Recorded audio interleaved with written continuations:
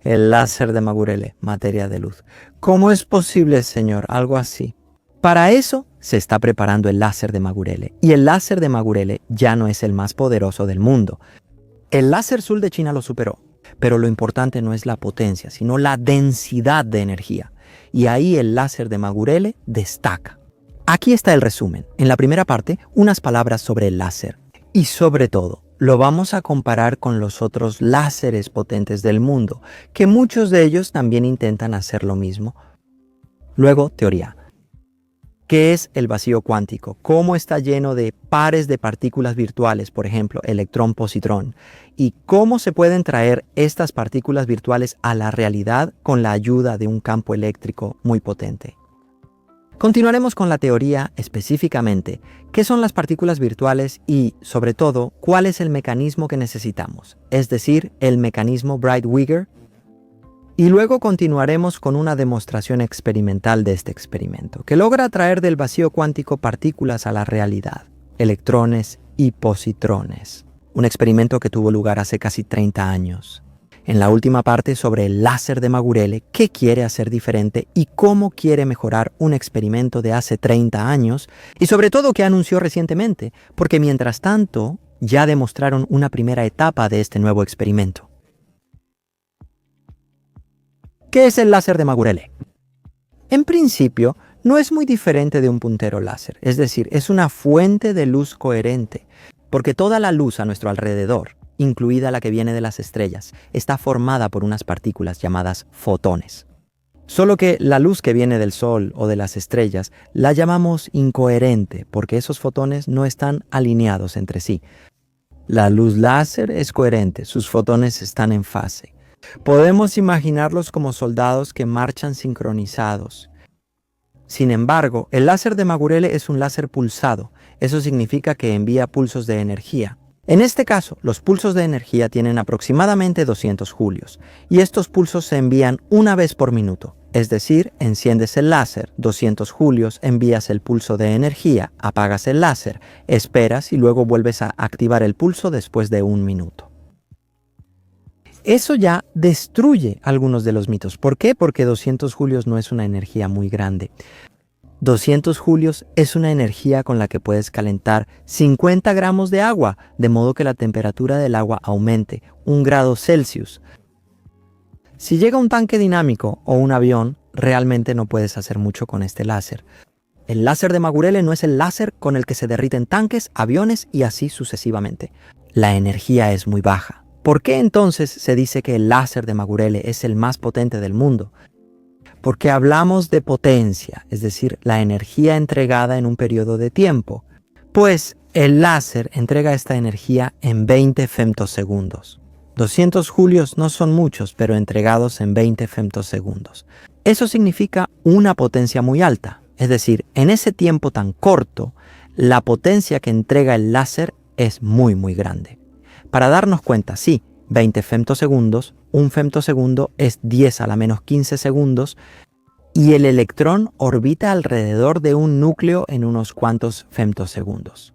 Entonces, prácticamente, este láser entrega una potencia de 200 julios, sí, en unos cuantos periodos en los que el electrón logra girar alrededor del núcleo. En un tiempo muy corto, si dividimos la energía entre ese periodo, obtenemos 10 petavatios. Entonces, estamos hablando de la potencia del láser, ¿verdad? Que se entrega, ojo, en un periodo de tiempo muy corto. Podemos decir mejor que el brillo del láser es muy alto, es decir, el láser está apagado y cuando se enciende por un periodo corto de tiempo. Si miraste, Dios no lo quiera, a él, el brillo del láser es muy fuerte. Él brilla con 10 petavatios, lo que en esencia es aproximadamente 1/10 parte de toda la luz que llega a la superficie de la Tierra. El láser de Magurele es uno de los muchos complejos de láser de alto rendimiento que se están construyendo ahora en todo el mundo. Se puede decir que este campo explotó hace aproximadamente 10 años, desde que, entre otras cosas, las investigaciones de Gerard Muru demostraron que esto es posible. Gerard Muru recibió el premio Nobel y mientras tanto el campo ha avanzado. Rumania, Francia, Chequia, China, Estados Unidos, Rusia, Corea, todos estos países intentan construir láseres con una potencia, es decir, con un brillo muy alto. Muchos de estos láseres se construyen a través de empresas. En este caso, en Rumania, por ejemplo, el láser fue construido por la empresa francesa Thales. Eso significa en esencia que el láser de Magurene no es un láser estatal rumano. No fue construido por un equipo, por una empresa de Rumania. Los trabajadores rumanos participaron en la instalación del láser, pero el proyecto fue construido efectivamente por la empresa Thales de Francia, la empresa Thales, que también participó en la construcción de otros láseres, como por ejemplo el láser Apolo. Aunque no en su totalidad, pero sí a través de ciertos elementos. Hablamos entonces, y esto es muy importante decirlo, de ecosistemas. Ecosistemas. El láser de Magurene forma parte de un ecosistema de láseres muy potentes en toda Europa. El ecosistema lleva el nombre de Extreme Light Infrastructure. De ahí proviene el nombre de Extreme Light Infrastructure. Y tenemos este tipo de láseres construidos no solo en Rumania, sino también en Chequia y en Hungría. De nuevo, recientemente uno de los mendigos que ahora están en Hungría fue detenido. Ganaron premios Nobel por sus aportes a este tipo de láseres. Y de nuevo, es importante agregar que al formar parte de estos láseres, al formar parte de ecosistemas, siguen formando parte de los ecosistemas, poniendo a disposición esta infraestructura para equipos de investigación. Entonces, en el caso del láser de Magurele, el láser de Magurele no es solo para los investigadores rumanos. De hecho, hay muchos tres en el equipo de Bucarest.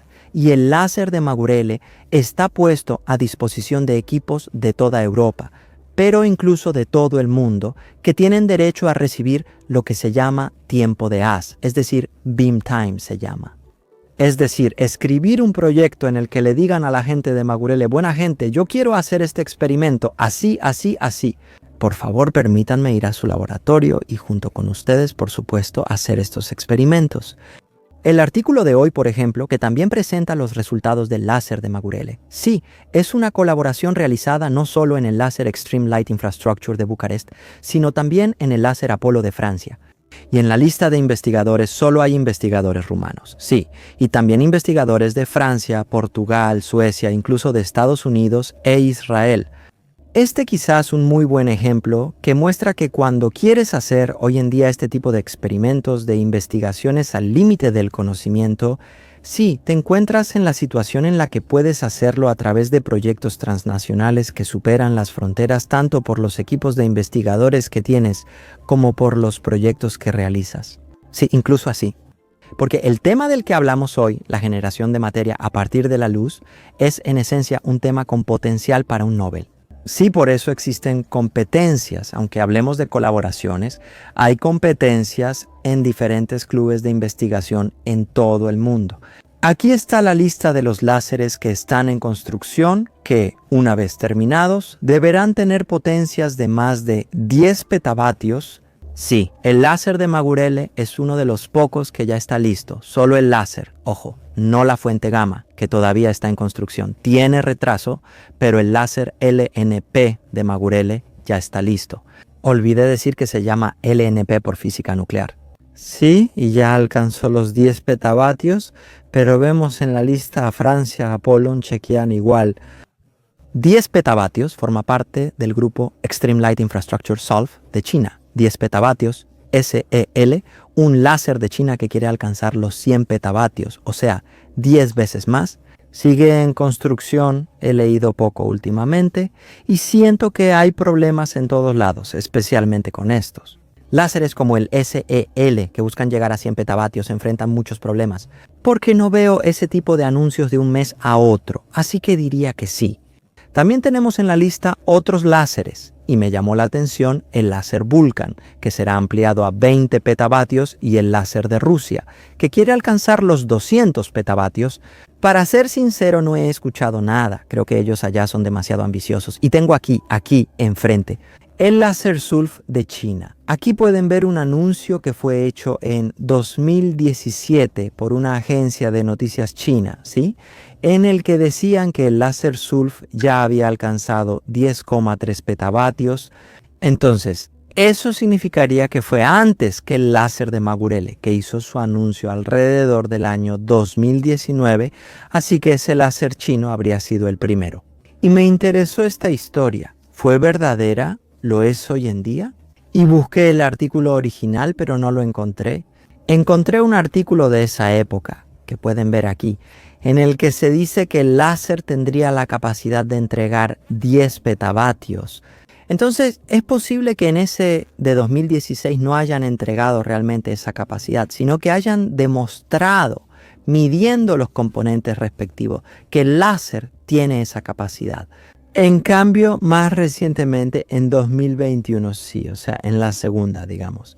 Después del anuncio del láser de Magurele, el 12,8 petavatios, este es un artículo que encontré y bueno, está, ¿cómo decirlo? Está aceptado en revistas científicas, o sea, es revisado por pares, así que en esencia debería ser verdadero. Y sí, de verdad, en 2021 el láser SUL de China llegó al valor de 12,8 petavatios. Eso implicaría que ya superó al láser de Magurele que anunció 8 o 10 petavatios, no recuerdo bien. Entonces, el láser SUL de China sería el más potente del mundo. Seguí investigando porque dije, ¿de verdad es así? Y encontré este artículo de 2025 que hace una reseña de todos los láseres de alta potencia en China. Y aquí, de nuevo, este artículo hace referencia al artículo anterior y se afirma nuevamente que el láser SUL China realmente habría alcanzado 128 petavatios.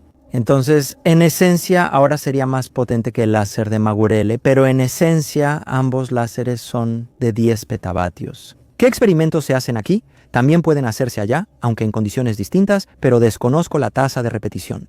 Pero en cambio me interesó ese láser potente, el SEL de China, que debería alcanzar los 100 petavatios. Ahí, en cambio, no encontré resultados de las mediciones, no encontré nada reciente. Entonces, como mencioné, creo que tienen grandes retrasos y problemas en la construcción, porque no es fácil construir ese tipo de láser y, muy importante, no es fácil enfocarlo. Ahora, ¿por qué no es fácil construirlos? Déjame intervenir aquí, solo un poco. En esencia, porque estos láseres se amplifican a través de medios activos de amplificación que pueden ser unos cristales. Y no puedes tener una densidad de rayo láser muy alta que pase por ese medio, porque puede dañarlo, provoca grietas, lo rompe.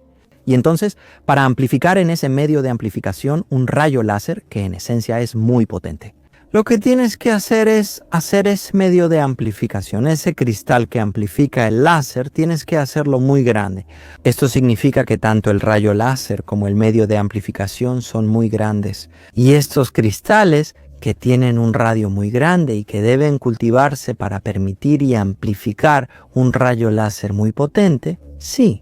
Entonces, estos cristales con un diámetro muy grande son difíciles de cultivar. Y así lo dije. En resumen, creo que los láseres en China, incluido el de 100 petavatios, tienen ciertos problemas. Y lo dije brevemente, sin prepararme, porque resulta que en realidad en los años 90 trabajé en un laboratorio de crecimiento de cristales para medios activos de láser en Magurele, bajo la dirección del profesor Voicu Lupei, quien ahora es miembro de la Academia Rumana. Y bueno, de él entendí que está bien. Una cosa es hacer crecer un medio cristalino que tiene un diámetro muy pequeño, porque realmente lo obtienes de manera uniforme y como tú quieres, y otra cosa es hacer crecer un medio cristalino. Sí, un cristal a través del cual amplificas el rayo láser. Si el diámetro es muy grande, pueden aparecer no uniformidades en el cristal, lo que genera problemas. Y entonces el rayo láser no se amplifica como tú quieres, le arruina la forma al láser, el rayo y así sucesivamente. Y para volver a la pregunta de cuál es ahora el láser más potente del mundo. Sí, también encontré en algún lugar un anuncio de que el láser Apolón habría alcanzado, atención, 10 petavatios. Entonces sería el tercer láser después del láser Heli, después del láser chino, y después de este láser sería el tercero, después de esos dos. Otra vez quise ver el artículo original y no lo encontré. En su sitio web vi que anuncian cada vez que el láser llega a un petavatio, 5 petavatios, etc. Y de ahí entendí que sin embargo no habría alcanzado los 10 petavatios. Entonces, eso significa que en la práctica actualmente tenemos 2 láseres en el mundo que han alcanzado los 10 petavatios, el láser de Magurele y el láser de China Sulf. Entonces, el de 10 petavatios, no el de 100. En un artículo reciente, los físicos de Magurele, en colaboración con otros físicos, anunciaron que han completado la primera etapa de la conversión de la luz en materia. ¿Cómo podemos obtener materia a partir de la luz? Aquí definimos materia en el contexto de este video, ya que incluso la luz podría considerarse materia. En este video y en términos populares, definimos la materia como los elementos que forman los átomos. Eso entendiendo electrón con arcos, que, en términos de física, estas partículas se llaman fermiones. La luz, en cambio, está formada por bosones, que tienen distintas propiedades estadísticas en la cuántica. Pero eso no es lo que nos interesa cómo podemos, a partir de un rayo de luz, crear materia, es decir, fermiones. Pues bien, el proceso que voy a intentar explicar ahora utiliza, en esencia, un paso intermedio. Y ese paso es el vacío cuántico. Es decir, nosotros imaginamos que en el vacío no hay nada, pero en el vacío de la naturaleza sí existe algo, y eso son las partículas virtuales. Estas son traídas a la vida por un corto tiempo a través de, ciertos procesos cuánticos. Y lo que nos interesa a nosotros son especialmente los pares de electrón-positrón. El positrón es la antipartícula del electrón. Entonces, en este vacío cuántico, por un tiempo muy corto, aparecen pares a la vida. No olviden las partículas electrón-positrón, que después se recombinan y desaparecen. Bien, ese es el vacío cuántico. Es como una sopa que burbujea con este tipo de pares electrón-positrón que aparecen. El electrón-positrón aparece, se recombina y desaparece en el vacío cuántico.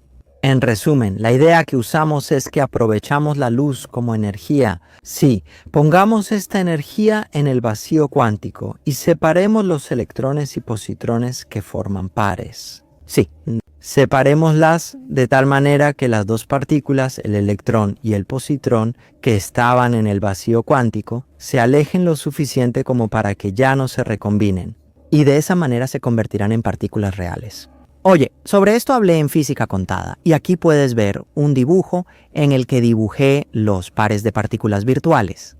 ¿Sí? Observamos que se colocan entre las placas de un condensador. La idea es separar el electrón y el positrón del par virtual, es decir, materia y antimateria.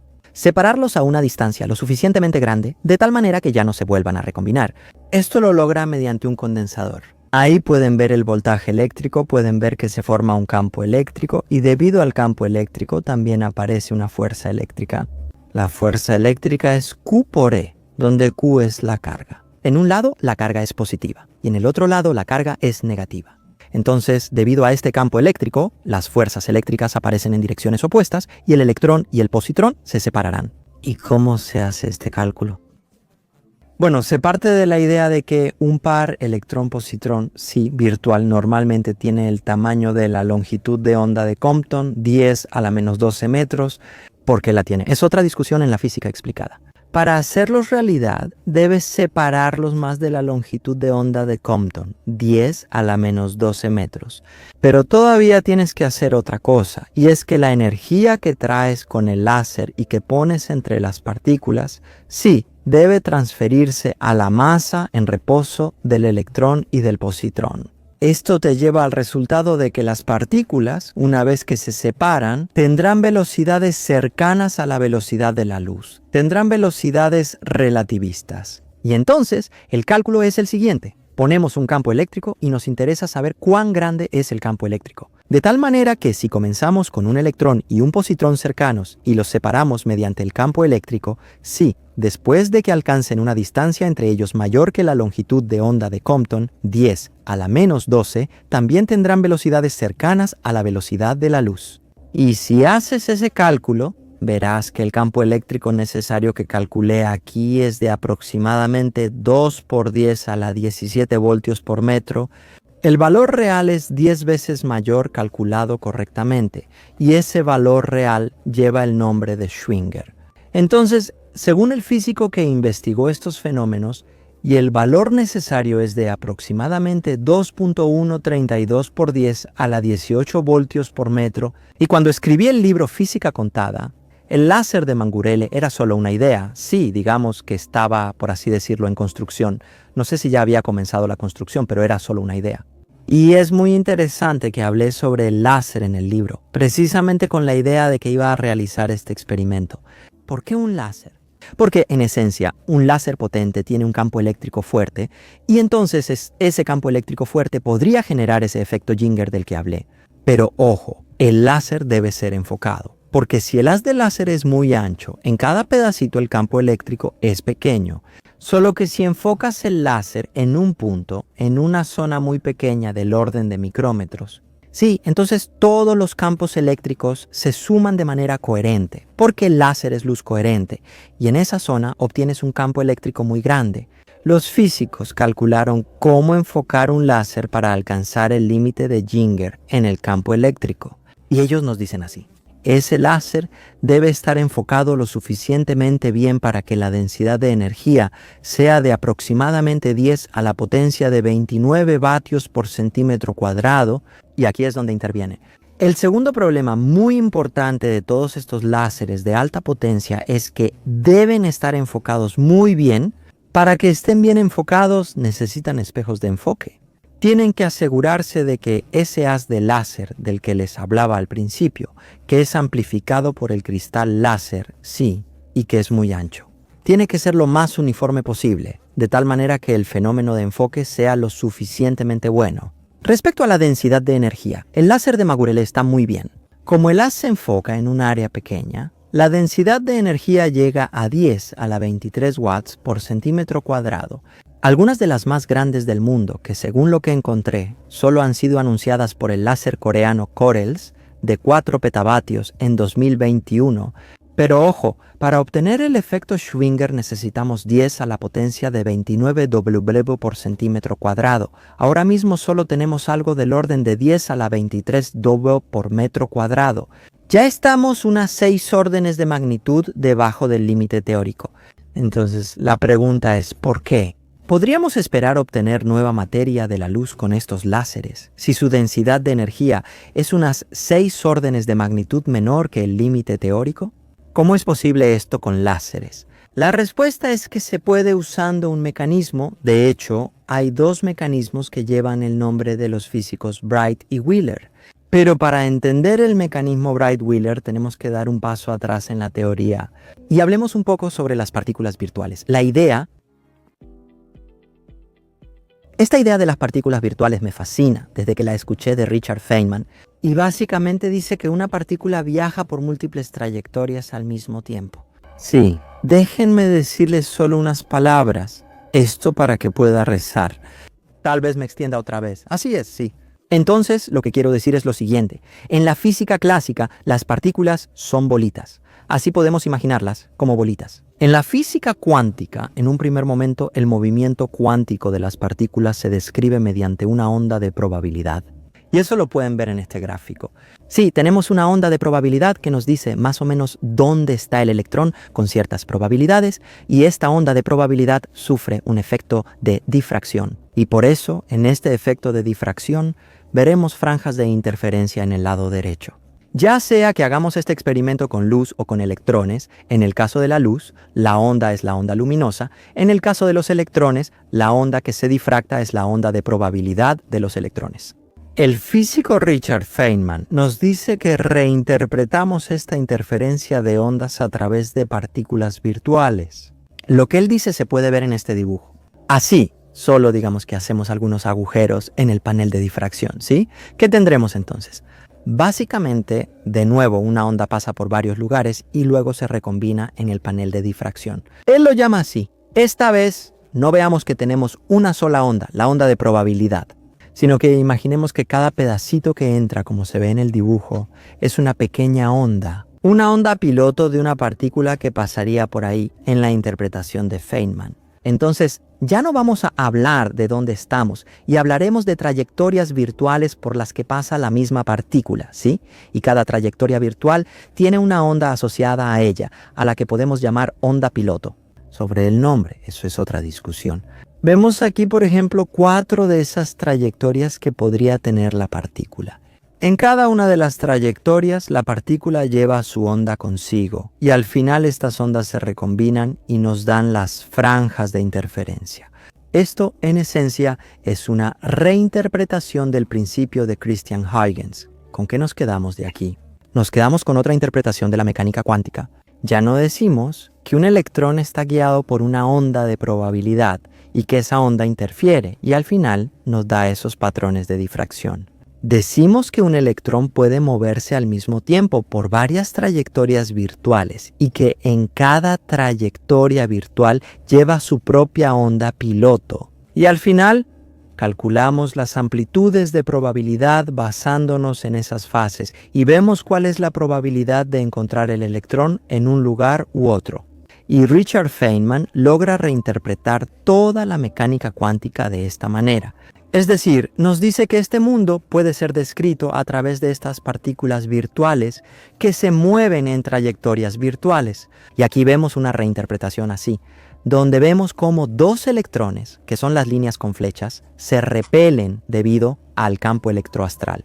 Sabemos que 2 electrones se repelen porque aparece la fuerza electrostática de repulsión. En la interpretación de Feynman, atención, sí, hablamos de 2 electrones que se mueven por el espacio y, al moverse por el espacio, es decir, hacia arriba en el tiempo, en el eje, intercambian entre ellos un fotón virtual, es decir, una partícula virtual del campo electromagnético.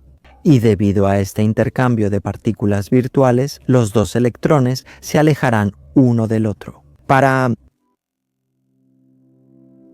Para obtener luz de la materia no necesitamos crear campos eléctricos muy fuertes, sino que debemos aprovechar las interacciones virtuales entre estas partículas. En este caso aquí pueden ver un proceso de este tipo que se llama el proceso de Bright-Wheeler, en el que 2 fotones, esta vez, atención, son 2 fotones reales, pero aquí pueden ver. Así interactúan y como resultado de la colisión entre ellos se forma un par electrón-positrón. El proceso que ocurre está detallado aquí y se puede ver que sucede a través de un electrón virtual que se intercambia entre los 2 fotones. Y Bright-Wheeler nos dice, en primera instancia, cómo podríamos obtener estos pares electrón-positrón del vacío. ¿Cómo? Bueno, tenemos 2 haces de rayos gamma, porque cada haz de estos rayos gamma es electromagnético, ¿verdad? Cada fotón de rayo gamma debe tener una energía mayor que la energía de reposo del electrón. Entonces, eso significa que debe ser superior a medio megaelectronvoltio. Y entonces necesitamos 2 rayos gamma que enfocamos muy bien en un punto, en ese punto de intersección. Ellos intercambiarán electrones virtuales, digamos del vacío cuántico. Sí, después de eso generan electrones y positrones que se volverán reales a través de este proceso. El problema con este proceso es que la sección eficaz de dispersión, o sea, básicamente qué tan bien tienes que enfocar los 2 rayos gamma, es muy baja. Además, la óptica para estos rayos gamma no está tan bien desarrollada. Entonces, en otras palabras, con la tecnología actual no podemos enfocar los rayos gamma tan bien, de tal manera que tengamos una dispersión muy eficiente entre los 2 fotones y obtengamos pares de positrón-electrón en una cantidad suficientemente grande como para poder medirlos en el laboratorio. Y aquí entra la segunda sugerencia de Bright-Wheeler, es decir, el proceso multifotón de Bright-Wheeler. Lo vemos en este diagrama de Feynman, en el que, atención, esta vez el tiempo va de izquierda a derecha. Y aquí vemos cómo un fotón gamma de energía muy alta sí interactúa con varios fotones láser. Esta vez son láseres de luz visible, infrarroja y así sucesivamente, es decir, con una frecuencia muy baja. Esta interacción ocurre mediante el intercambio de un electrón virtual. Sí, y si nos movemos hacia la derecha, vemos que como resultado de la interacción se produce un par electrón-positrón. Así que el electrón y el positrón vienen del vacío cuántico a la realidad. Cada vez que veo un diagrama de Feynman así, no puedo evitar pensar en esta interpretación tan extraña que podemos leer. Así es, a la izquierda, al inicio del tiempo, están el fotón gamma y los fotones láser. A la derecha, el futuro. Y lo que vemos en la parte de arriba, vemos al positrón circulando hacia el futuro. También puede verse como un electrón que viaja hacia atrás en el tiempo. así que es un electrón que regresa en el tiempo. Intermedia virtualmente la interacción entre los fotones gamma y los fotones láser y después de eso avanza en el tiempo en forma de electrón. El proceso donde la luz genera materia desde el vacío cuántico. Sí, esto se demostró hace casi 30 años en un experimento famoso llamado Stanford Linear Accelerator Center, E144. Aquí está la foto del experimento Stanford Linear Accelerator Center. Y vamos a hablar en detalle sobre esto. Vamos a ver, la belleza de la física, ¿sí? En la parte superior izquierda vemos esos dos procesos teóricos que son la base del experimento. En la parte superior derecha vemos el proceso multifotón de Bright-Wheeler. Como dije, el tiempo avanza hacia la derecha. Aquí observamos cómo un fotón gamma interactúa con los fotones del láser para generar el par electrón-positrón. A la izquierda se muestra la producción del fotón gamma de alta energía. Aquí vemos que tenemos algunos electrones que esta vez tienen alta energía, interactúan con algunos fotones láser comunes y mediante un efecto que lleva el nombre de efecto Compton inverso, sí, se genera un electrón de baja energía esta vez y un fotón gamma de energía muy alta. Por eso, el fenómeno lleva el nombre de efecto Compton inverso, porque al principio el electrón tenía mucha energía, la cual transfiere al fotón gamma de alta energía. ¿Cómo se llevó a cabo el experimento? Pues en el experimento se combinaron electrones de energía muy alta que fueron puestos a interactuar con unos rayos láser. Un láser potente con una densidad de energía de 10 a la potencia de 18 vatios por centímetro cuadrado. Como vemos, esta densidad de energía es menor que la densidad de energía del láser de Magurele. Los electrones en este experimento vienen desde la parte izquierda y son electrones producidos en un acelerador de partículas común.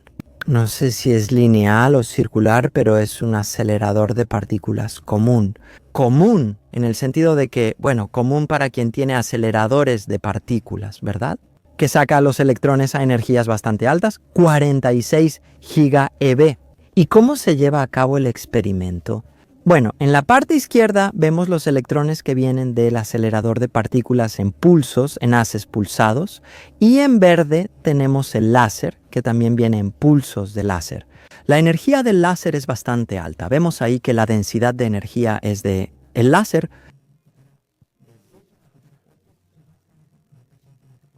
Está enfocado en una zona de unos cuantos micrómetros, y en esa zona llega el haz de electrones y los dos haces están sincronizados de tal manera que interactúan en la zona de micrómetros.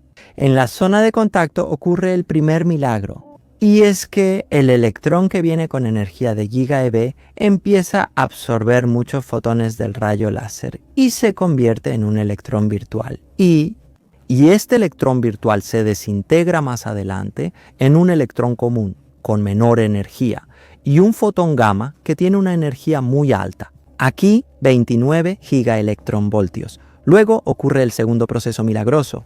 Estos fotones gamma, ya con mucha energía, 29 gigaelectronvoltios, todavía están ahí en esa zona del láser y entonces empiezan a interactuar con los fotones del rayo láser a través de electrones virtuales. Y como resultado de estas interacciones, este es el proceso multifotón Bright-Wheeler. Como resultado de estas interacciones, se crean pares electrón-positrón. Y como se ve en el dibujo de la zona de interacción, aparecen pares de electrón-positrón. Según el resultado del experimento, no aparecieron muchos positrones. Porque de 20.000 intentos, es decir, de 20.000 momentos en los que los dos haces estuvieron alineados, en total apenas lograron detectar 100 positrones. La razón principal es que en el caso de la interacción Bright-Wheeler, ese fotón gamma debe interactuar con los fotones del láser en una distancia que es menor que la longitud de onda de Compton, y en esa distancia de longitud de onda de Compton él debe interactuar con muchísimos fotones láser. En este caso, el fotón gamma de alta energía interactuó con aproximadamente 46 fotones láser. Y debido a esta interacción más débil, no se obtuvieron tantos positrones. 100 positrones en 20.000 intentos, pero fue un experimento exitoso. Demostró que, en verdad, de la luz se puede obtener materia a través del proceso de video. Sinceramente, no he buscado artículos más recientes que reproduzcan este resultado.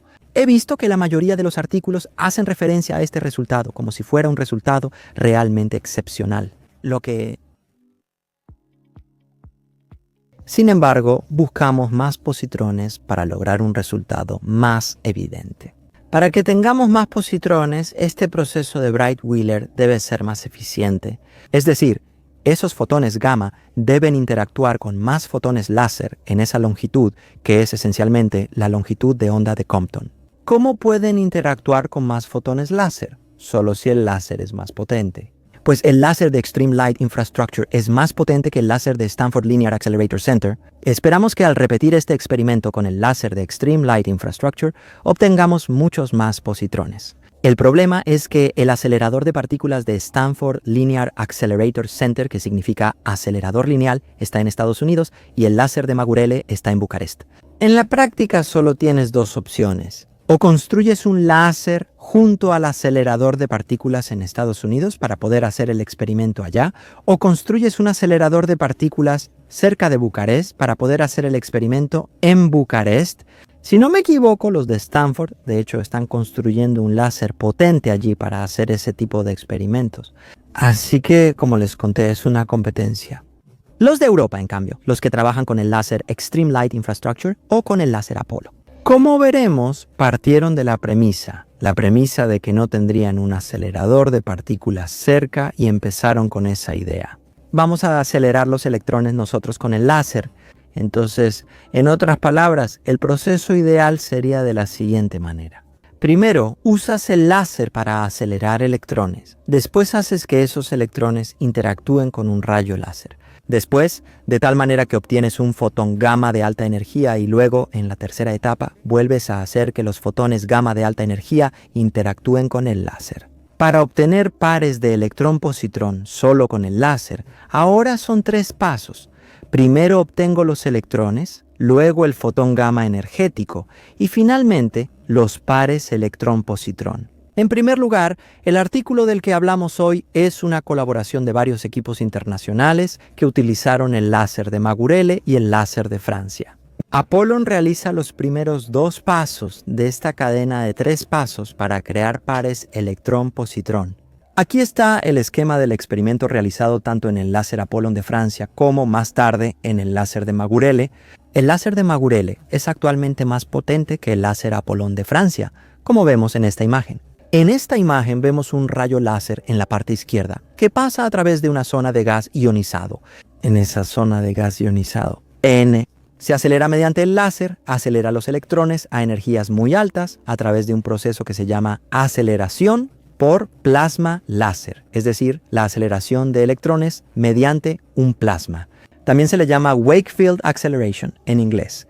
Leí sobre este método porque había escuchado de él, pero no sabía mucho. Y, sinceramente, tras todo lo que leí, aún me cuesta explicar cómo funciona. Así que lo haré usando la divulgación científica, así, y no con ecuaciones que no pude soportar. Es decir, eran muy complicadas y bueno, al final dije que realmente no tengo tanto tiempo. Lo haré mediante divulgación científica, como otros lo hacen. Sí, láser. La aceleración de plasma también se llama aceleración por campo de estela, es decir, campo de estela. Esta palabra no le encontré traducción al español. Significa algo así como retrasado. Sí, eso significa. Y lo que ven en esta imagen es la esencia del método, el método de campo de estela. ¿Y qué vemos en esta imagen? Pues vemos un bote, sí, que detrás de él crea unas olas y sobre esa ola hay alguien que está surfeando. No todos los botes pueden hacer eso, pero puedes comprar algunos botes que crean unas olas detrás tan grandes y tan altas que la persona que está atrás puede surfear sobre esas olas. En esencia, eso es lo que entendí que sucede también en el caso de la aceleración de electrones mediante este método. Es decir, pasas un pulso específico, láser, un pulso muy corto, lo pasas a través de un gas ionizado. ¿Qué significa que ese gas está ionizado?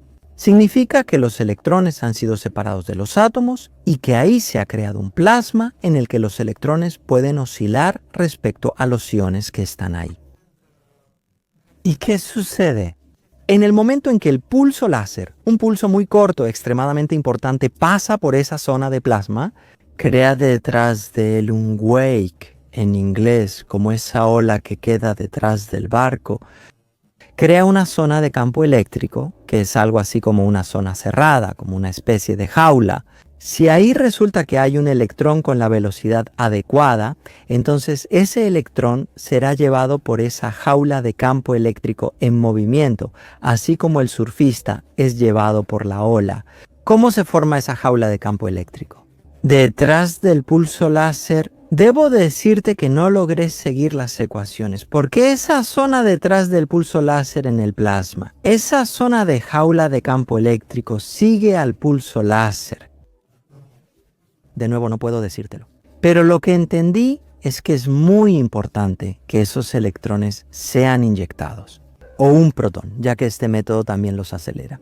Deben ser inyectados en el momento oportuno en esa jaula detrás del láser, detrás del pulso láser, sí, y deben ser inyectados con cierta velocidad. Eso es lo que sugiere esta imagen, que nos dice que en esencia es lo mismo. Del surf, sí, cuando alguien se levanta para surfear, sí. Él no se queda ahí, porque si se quedara ahí, él subiría y bajaría con la ola y la ola pasaría. Para atrapar la ola, él mueve los brazos para ganar algo de velocidad y luego puede surfear con la ola. Y entendí que aquí pasa lo mismo, entonces tienes que sincronizarte. El pulso láser, sí, cuando pasa con la inyección de electrones que haces, de tal manera que los electrones inyectados, sí, que lleguen exactamente a esa jaula que se forma detrás del pulso láser y que lleguen con la velocidad adecuada.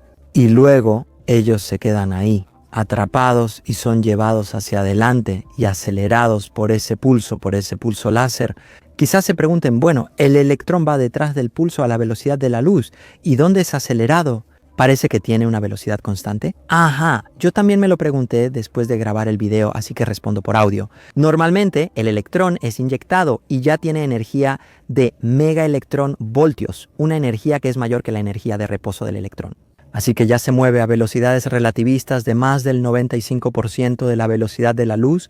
Prácticamente, el electrón va casi junto con el pulso láser y aunque es acelerado, su velocidad aumenta muy poco, en valores absolutos, acercándose al 99.9999% de la velocidad de la luz. No hay manera de que la supere. La energía acumulada llega a valores de gigaelectronvoltios, es decir, miles de veces mayor. Por lo que entiendo, este es un método alternativo de aceleración de partículas en comparación con los métodos clásicos, que fue muy buscado en su momento y probablemente lo seguirá siendo, porque se siguen construyendo láseres potentes. La gran ventaja de este método es que puedes acelerar partículas, electrones, protones, iones y así sucesivamente a energías muy altas en distancias muy cortas. Y ahora volvamos a nuestro experimento. Entonces tenemos un rayo láser que crea un pulso láser muy corto que pasa por esa zona de plasma de gas ionizado y así crea una jaula detrás de él. Y esa jaula lleva electrones que acelera a energías muy altas y los acelera hacia la derecha. Y pueden ver en el diseño de este experimento, en el dibujo, que ese pulso de electrones que escapa pasa por una zona magnética y ahí ocurre una desviación debido a la fuerza magnética. Y de esta manera se puede medir la energía de estos electrones acelerados mediante este método de aceleración láser plasma o aceleración por campo de estela. Y vemos que en Apolo se obtuvieron energías de casi aproximadamente 1.5 gigaelectronvoltios. Y en el láser de Extreme Light Infrastructure, MP de Bucarest de Magurele, son energías de aproximadamente 4 gigaelectronvoltios, que recordemos son aproximadamente 10 veces menores. Estas energías son unas 10 veces menores que las de Stanford Linear Accelerator Center de REU, que son cerca de 40 gigaelectronvoltios. Así hemos pasado la primera etapa. La segunda etapa sería generar un fotón gamma de energía muy alta con la ayuda de estos electrones, que ahora tienen una energía muy alta, mediante un efecto que se llama efecto Compton. ¿Cómo lograron esto los físicos que usaron el láser de Magurele y el láser de Poi? Aquí vemos la luz del láser, un láser que, después de pasar por el gas, se encuentra con una lámina de poliéster milar. En esa zona de contacto se crea un plasma y el plasma funciona como una especie de espejo parcial para el rayo láser. Eso significa que el rayo láser se refleja en esa zona de plasma creada en la lámina de poliéster y regresa. ¿Dónde interactúa? Atención con los electrones que acaban de ser creados mediante ese método de aceleración láser plasma. Así obtenemos el efecto deseado, ¿sí? ¿Cuál? Los electrones energéticos que se obtienen mediante la aceleración con el método de aceleración láser plasma. Sí, interactúan con los fotones del láser, que son del láser de Magurele, sí. Son los fotones reflejados por la lámina de poliéster, que tenía un pequeño plasma que actúa como espejo. Y estos electrones energéticos sí van a interactuar con los fotones del láser y van a crear un electrón virtual, que luego este electrón virtual se va a desintegrar. Como resultado de la desintegración, obtendremos el fotón gamma muy energético que buscamos. Y vemos en esta figura cómo midieron ellos que, en efecto, los fotones gamma energéticos se obtuvieron al agregar un panel de LANEX, como dice aquí. Sí. En esencia, está justo en el camino de los haces, el haz láser y el haz gamma, porque eso es lo que nos interesa. De hecho, los fotones gamma que salen de ahí, y siendo fotones, no son desviados por el imán y llegan exactamente, al detector. Y aquí vemos el resultado final. Los fotones gamma en Apolo alcanzaron 0.6 gigaelectronvoltios y en el láser de Magurele hasta 3 gigaelectronvoltios. Estas energías son, de nuevo, 10 veces menores que las energías obtenidas en el experimento de FLAC para los fotones gamma. Eso, era de esperarse, porque los electrones que se generaron aquí tenían una energía 10 veces menor. Esa fue la segunda etapa del gran experimento con el que queremos obtener materia a partir de la luz.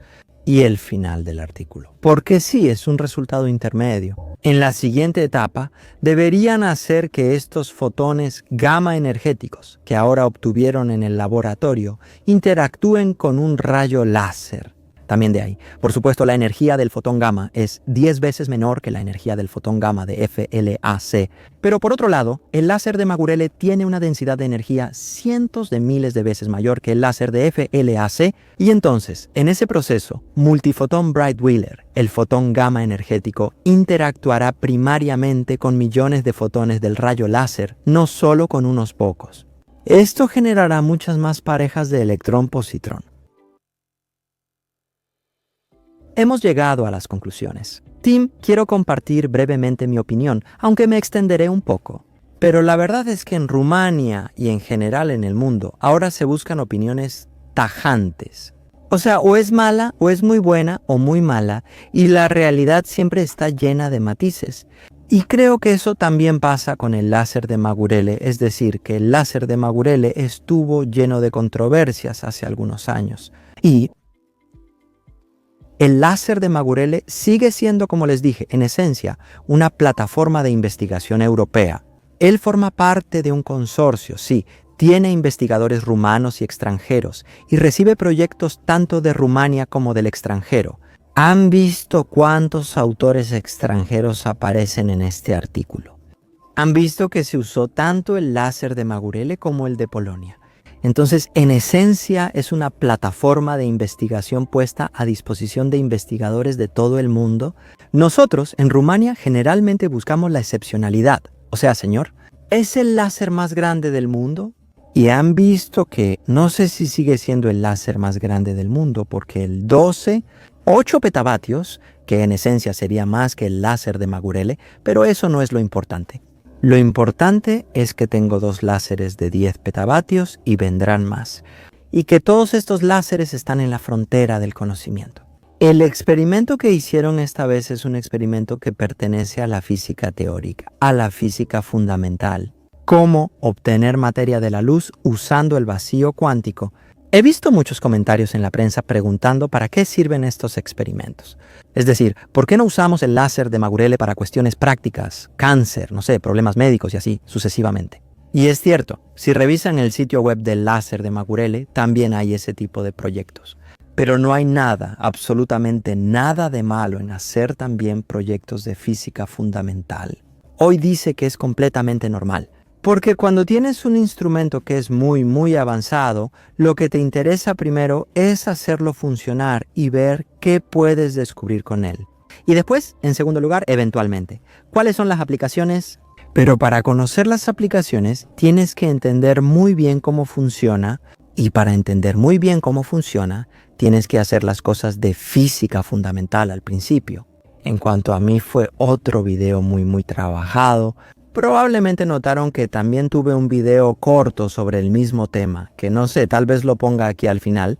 Trabajé muchísimo para informarme, hablé con personas que saben del tema, así que la investigación me tomó mucho tiempo. Me alegré porque aprendí cosas nuevas, aunque algunas no pude detallarlas como me hubiera gustado. La aceleración, por ejemplo, de electrones y protones en plasma usando láseres. No es algo que pude profundizar, pero bueno, así es. Pero otra vez, de nuevo, me molesta bastante porque me toma mucho tiempo. No solo la documentación, la recopilación de materiales, sino también la grabación. Otra vez, no sé cuántas veces estoy grabando, creo que son como 3, 5, 4 horas con una pequeña pausa. Y la edición que otra vez supongo que tomará mucho tiempo. Así es. Voy a ver cómo puedo hacer estos videos más cortos. Si no, cualquier ayuda de su parte es bienvenida. Termino aquí, soy Cristian Presura, Física Contada. Les deseo todo lo mejor. Hasta la próxima.